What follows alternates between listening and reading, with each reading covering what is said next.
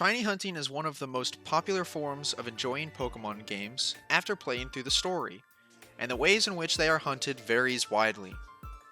Today, we are going to talk about some of the worst hunts that exist, ranging from time-consuming to basically impossible.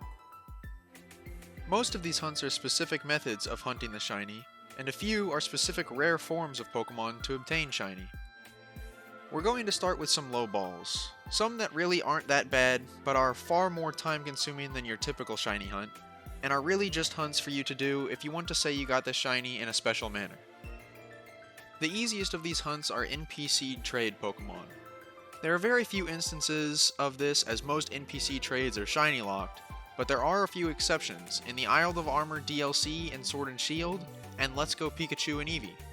The Pokemon you can hunt for are as follows: Alolan forms of Rattata, Geodude, Diglett, Exeggutor, Marowak, and version exclusives of Sandshrew and Grimer and Let's Go Eevee, and Vulpix and Meowth and Let's Go Pikachu. In Sword and Shield's Isle of Armor DLC, you can trade for Meowth, Farfetch'd, Corsola, Ponyta, Mr. Mime, Darumaka, Zigzagoon, Stunfisk, Weezing, Alolan Exeggutor, and Alolan Marowak. Keep in mind also that these hunts are made more time consuming due to the fact that the shiny charm and other boosting methods have no effect on the shiny odds. The next hunts on the list are the event Jirachi and Manaphy. These hunts are both time consuming and require some extra assets. To attempt these hunts, you will need the games that have the events available in order to get the desired Pokemon, as well as the games to actually claim the Pokemon in. Then you will have to get to a point in the main series game to claim the gift and check if it's shiny. In the case of Manaphy, you also have to hatch the egg it comes in. For Jirachi, you will have to claim the gift, check if it's shiny, if not, soft reset, delete your save pile, but shut off your Game Boy very quickly and then receive the gift again. For Manaphy, you will need to check if it's shiny, and if not, reset to before the egg hatched, and then transfer the egg to another game that can receive the eggs and try again. I will leave some videos in the description going into more detail on these hunts. Shiny Honeytree Munchlax and Honeytree Female Combee's difficulty come from how you find the Pokemon, because once you encounter them, it's simply a matter of soft resetting till they shine. These Pokemon are harder to find because female Combee is much less common than a male Combee, and Munchlax only spawns 1% of the time on 4 of the 21 honey trees in the Gen 4 games, of which the trees change based on the player's ID, meaning it's different for each player or save file. The trees also require real-life hours to pass before you can even check an encounter after lathering the honey on the tree. The recent Teal Mask DLC for Scarlet and Violet brought back another addition to this list, all the way from Pokemon Platinum, and that would be the Ruler of the Resort area, which was a rare encounter of a wild level 100 Magikarp, which is still one of the few encounters with a wild level 100 documented to this day. In the same fashion as other shiny hunts on this list, this is just a hunt you will have to dedicate some time to, and it's just for a more rare version of a particular Pokemon, rather than just having a shiny version of that Pokemon. Next on the list we have Feebas hunts. That's right, hunts, plural. There are 2 instances of hunting Feebas that are incredibly scuffed. The first is in the Gen 3 titles, where Feebas originated. Not only is this Pokemon very specific with the tiles it will spawn from when fishing, but it also is not a guaranteed encounter from those few tiles. On top of that, if you plan to evolve it once you find it, you have to work very hard to ensure you max out its beauty stat to evolve it. Otherwise, you're out of luck, at least if you want to evolve it on that game using the beauty method, because it's easier to evolve it in the newer gens if you transfer it up to newer titles. Speaking of the newer titles, the follow-up Feebas hunt is in Sword and Shield. I've already discussed the incorrectly programmed odds in my other video on shiny Pokemon, which you can watch here if you'd like. But coupled with the broken boosted odds, Feebas only has a 1% chance to spawn when fishing in this area, which greatly reduces your odds of finding a shiny one. Speaking of reduced odds, you can reduce your odds of missing when I upload more videos like this by hitting the subscribe button. It helps me out, and if these videos entertain you, well then it helps you out too. I plan on continuing to upload videos like this, as well as some of my own shiny hunts right here on this channel, so go ahead. Who knows, maybe hitting the like button and subscribing will give you better shiny luck in the future. It never hurts to try. On the topic of my own shiny hunts, as of making this video, I'm currently embarking on this difficult shiny hunt myself, and that, my friends, would be the 3 family Mousehold, as well as the 3 segment Dunsparce. Hopefully it won't take me too long, but you can look forward to seeing that video in the future once I do find these shinies. These 2 hunts are a new concept added to Scarlet and Violet, of a form difference that offers no extra benefit whatsoever, other than it's more rare. As a matter of fact, the odds are only a 1% chance when you catch one to evolve into this rarer form. Game Freak certainly does like their 1% rarities, don't they? And the next mon on the list are no exception to that fact. This extremely rare chance encounter is the underleveled Salamence that can appear when SOS chaining a Bagon in Sun and Moon. And what do you know it? Another 1% chance encounter, with a 1% chance of the Bagon calling this Salamence in the first place. Not to mention that sometimes the call for help might result in no extra encounter at all, which just means that the hunt could take that much longer.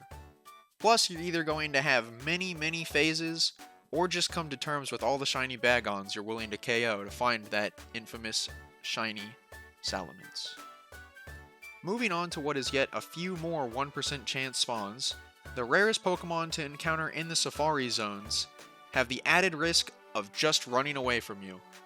Have fun finding that incredibly rare shiny and then pulling out your hair while begging it not to run away, only for it to proceed to break out of a 3-shake ball 4 times in a row and then run away anyways. Once again, you will more than likely phase many times and lose plenty of shinies in the process. The only difference here is you don't have a choice whether you catch them or not. A little bit off course, as this next hunt is not one shiny in particular, but actually 3 shinies as part of one hunt. It is possible to get all 3 roaming legendaries to be shiny on one save file, but in order to do so, you have to first find the first shiny, and then reset the other 2 Pokemon spawns by rebattling and defeating the Elite Four, and then interacting with the NPC that triggers the roaming Pokemon spawns, and then hunting them down until you find the second one shiny, and repeating this process again for the third. So while it is a shift from the difficulty of the previous few, this hunt is another one of those that is just more tedious, since you can already get these legendary shinies in other ways at this point. Speaking of shiny hunting 3 Pokemon, we have the starter Pokemon shiny hunts. One of the most iconic things about Pokemon as a franchise is the starters, so of course people are going to hunt for their first friend on their adventure as a shiny, as long as they aren't shiny locked.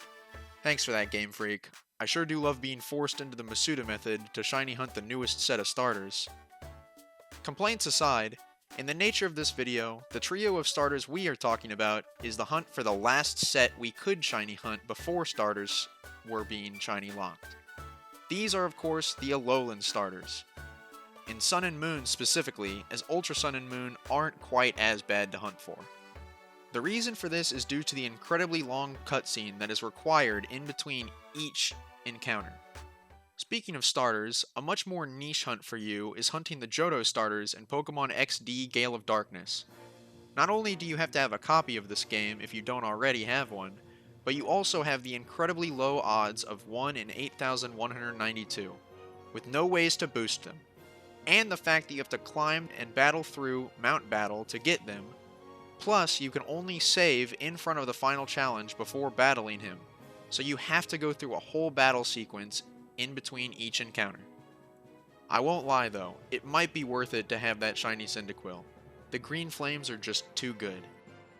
Speaking of Gale of Darkness, these games had Shadow Pokemon in them, which were shiny locked. However, it is possible to remove this lock. Once again, I will leave a video with more details in the description. After doing this, you will then obviously have to battle the trainer with the Pokemon of your choosing, snag it, and then check your party to see if it's shiny, as the Pokemon actually changes its values upon you catching it, so it will not appear shiny in battle, but will once you catch it. As this method is not really legitimate, as the game normally has them shiny locked, the same can be said for the Void Arceus hunt. Once again, I will leave a link in the description, as I'm not too knowledgeable on these subjects, but basically you have to go out of bounds and follow a specific sequence to encounter Arceus, and then you can shiny hunt it from there. Moving back to the topic of multiple Pokemon at a time, the introduction of the Horde hunting method in Gen 6 became a method sheerly due to seeing 5 Pokemon spawn at a time, thus boosting your odds of finding a shiny. More Pokemon, more likely to find a shiny. While there have been a few documented cases of multiple shinies being found in a single horde, this is where we start leaning into the basically impossible, as it is technically possible, but very, very unlikely to get all 5 Pokemon in one horde to be shiny in a single encounter. It is very unrealistic, as the odds would stand at a whopping 1 in 4 quadrillion, 738 trillion, 744 billion, 101,853,125. Good luck with that. Next up on the near impossible encounters, we have Authentic Sinistea. This Pokemon has incredibly low odds of being found at 1 in 409,600. However, to make it actually near impossible, imagine if you were able to find this from a curry hunt, which not only takes tons of specific ingredients, but you also have to have high friendship between your Pokemon and you, as well as themselves. And you have to have the time to go through the cooking process, but also the curry hunt has a chance to spawn nothing at all, with the best curry only leading to a 25% encounter rate, with Authentic Sinistea being more common in Sword at 13.8% of the spawns, making the total odds come to 1 in 84,228,515,625. The final instance of basically impossible Pokemon shiny hunts requires no fancy method to join the ranks. This Pokemon relies simply on its myriad of forms alone. This Pokemon is none other than Spinda, but not just any shiny Spinda, 2 shiny Spinda, with the exact same pattern. For those not privy to this information, Spinda has 4,294,967,296 forms in total. And tacking the shiny charm odds on top of that, you are looking at odds of 1 in 5,862,633,059,040. To put that in perspective, if you encountered a Spinda at a rate of 1 every 30 seconds, it would take 29,672 lifetimes, at a rate of a lifetime spanning about 70 years, of you hunting 24/7 just to reach odds. So hey, if you manage to find any of these last 3 statistical anomalies, I guess you win at life. And while you're hunting for anything on this list, or maybe just hunting for a shiny that's not completely insane, consider subscribing to this channel and leaving a like, and maybe even checking out my streams at twitch.tv/ZionZinzi7. That way you'll have something to watch on your other monitor while you hunt, and I'll probably be hunting too, so we can chat about how our hunts are going and celebrate our discoveries together. I hope you enjoyed the video and will continue to support me as I keep up this journey with you. Thanks for watching, and keep remembering, tomorrow is another bright, shiny day.